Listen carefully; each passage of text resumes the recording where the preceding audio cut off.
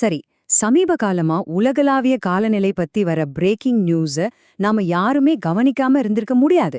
நேர விஷயத்துக்கு வருவோம். நம்ம அன்றாட செய்திகள்ல அரசியலும் பொருளாதாரமும் நிறைஞ்சிருந்தாலும் சத்தமே இல்லாம நம்ம பூமியோட காலநிலை ஒரு மிகப்பெரிய அச்சுறுத்தலா மாறிட்டு இருக்கு. அதிலும் குறிப்பா பசிபிக் பெருங்கடல்ல நடக்கிற மாற்றங்கள் பத்தி சமீபமா வர்ற செய்திகளை நாம கட்டாயமா ஆராய்ந்து தான் ஆகணும். நியூஸ்ல என்ன சொல்றாங்கன்னு பாத்தீங்கன்னா 2026 மற்றும் 2027ல ஒரு சூப்பர் எல்னீனோ உருவாகலாம். அது உலக வெப்பநிலையே இதுவரை இல்லாத ஒரு புதிய உச்சத்துக்கு கொண்டு போகும்னு தொடர்ந்து எச்சரிக்கிறாங்க.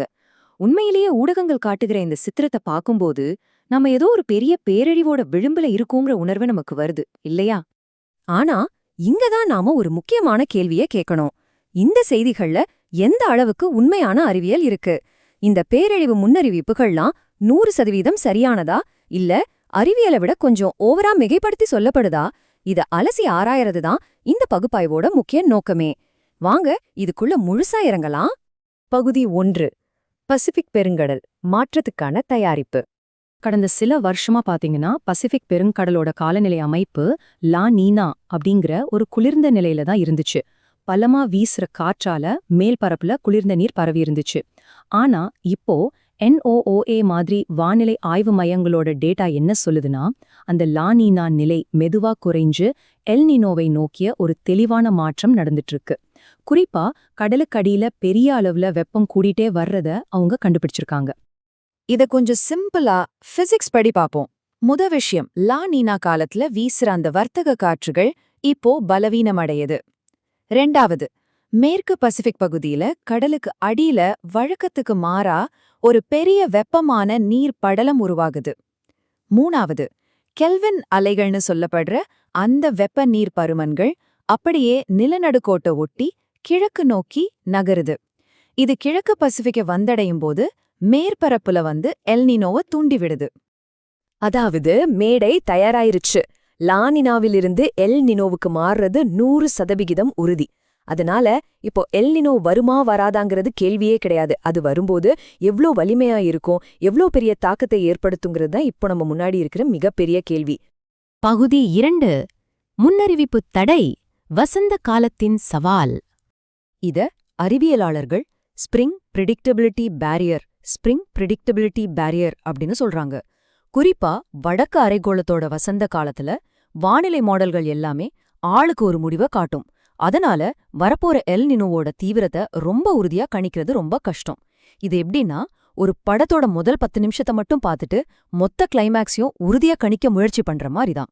ஒரு விஷயம் நடக்க வாய்ப்பு இருக்குன்னு சொல்றதுக்கும் அது உறுதியா நடக்கும்னு சொல்றதுக்கும் நடுவுல மிகப்பெரிய வித்தியாசம் இருக்குன்னு நம்ம புரிஞ்சுக்கணும்.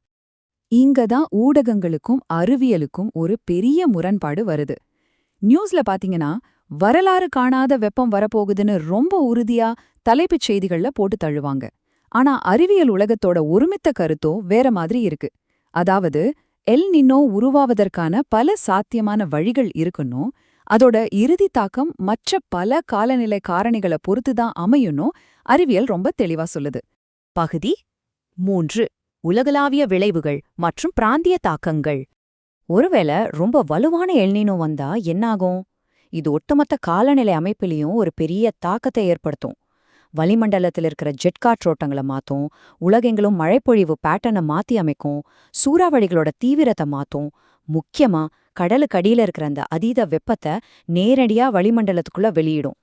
கொஞ்சம் யோசிச்சு பாருங்க, இதோட தாக்கம் பில்லியன் கணக்கான மக்களோட வாழ்க்கையை பாதிக்கக்கூடியது. சுருக்கமா சொல்லணும்னா, நம்ம மனித செயல்பாடுகளால வெளியேற்றப்படுற பசுமை குடல் வாயுக்களால பூமி ஏற்கனவே வெப்பமாகிடுச்சு. அந்த வெப்பத்தை இந்த எல் நினோ இன்னும் அதிகமாகும் ஒரு சூப்பர் சார்ஜ் பண்ணுன்னு சொல்லலாம். 2026ஓட பிற்பகுதியில உச்சத்தை அடையிற ஒரு வலுவான எல் நினோ 2027ஆம் ஆண்ட வரலாற்றிலேயே மிக வெப்பமான ஆண்டா மாத்துறதுக்கு அதிக வாய்ப்பு இருக்கு. உலகம் ஏற்கனவே பல பிரச்சனைகளை சந்திச்சுட்டு இருக்கிறப்போ இது நிச்சயமா ஒரு மோசமான செய்திதான். ஆனா இது உலகம் முழுக்கமும் ஒரே மாதிரியான விளைவுகளை ஏற்படுத்தாது. உதாரணமா ஸ்பெயின் மாதிரி ஐரோப்பிய நாடுகள்ல உலை மாதிரி குதிக்கிற கோடைக்காலம் ஃபர்னஸ் சம்மர்ஸ் வரும் செய்திகள் எச்சரிக்கிறாங்க. ஆனா பிரிட்டன் வானிலை ஆய்வு மையம் இதை அப்படியே ஏத்துக்கல. நார்த் அட்லாண்டிக் ஆசிலேஷன் மாதிரி பிற காரணிகளோட எல் நினோ எப்படி ரியாக்ட் ஆகுங்கிறது இன்னமும் கணிக்க முடியாத ஒரு சிக்கலான விஷயமா இருக்கிறதால ஒரு குறிப்பிட்ட இடத்துல என்ன நடக்கும்னு இப்போதே உறுதியா சொல்லிட முடியாதுங்கிறது தான் அறிவியல் உண்மை. பகுதி 4. காலநிலையின் முழு பார்வை, ஒரு பரந்த கண்ணோட்டம். இங்க நாம புரிஞ்சுக்க வேண்டிய மிக முக்கியமான விஷயம் என்னன்னா, வரப்போற எல்னினோ ரொம்ப தீவிரமா இல்லாம வெறும் மிதமானதா இருந்தா கூட அது எங்க நடக்குதுங்கிறது தான் மேட்டர். ஏற்கனவே ரொம்ப சூடான ஒரு உலகத்துல தான் இது நடக்க போகுது.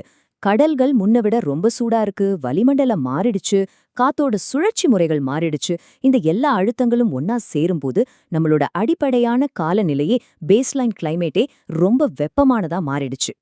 அப்படின்னா இதுல இருந்து நம்ம என்ன புரிஞ்சுக்கலாம்? சிம்பிள்.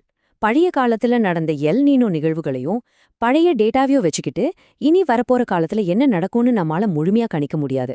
மனித வரலாற்றிலேயே இதுவரைக்கும் பார்த்தாத, முற்றிலும் புதிய, கணிக்க முடியாத ஒரு ஆபத்தான கட்டத்துல நம்ம இப்ப பயணிச்சிட்டு இருக்கோம். இது நம்மள ஒரு இறுதி சிந்தனைக்கு கொண்டு வருது. பழைய டேட்டா நம்ம எதிர்காலத்தை கணிக்க உதவாதுன்னா, ஒவ்வொரு பெரிய காலநிலை மாற்றமும் நம்மள புதுசான, கணிக்க முடியாத எல்லைக்கு தள்ளும்போது, அதுக்காக நாம எப்படி நம்மள தயார்படுத்திக்க போறோம்? ஊடகங்களோட மிகைப்படுத்தப்பட்ட செய்திகளை தாண்டி அறிவியலோட உண்மையான எச்சரிக்கைய நம்ம எப்படி எதிர்கொள்ள போறோம்? இந்த பகுப்பாய்வு மூலமா அபாயத்தோட தீவிரத்தையும் அறிவியலோட நுட்பத்தையும் நீங்க தெளிவா புரிஞ்சிருப்பீங்கன்னு நம்புறேன். நம்ம மாறி வர்ற காலநிலைய பத்தி தொடர்ந்து கற்போம், தெளிவா ஆராய்வோம்.